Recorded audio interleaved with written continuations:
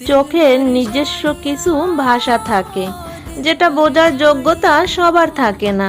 চোখের ইশারায় শুরু হয় গল্প, যেখানে শব্দের প্রয়োজন পড়ে না কোনো। নীরবতায় চোখ বলে যায় হাজার কথা।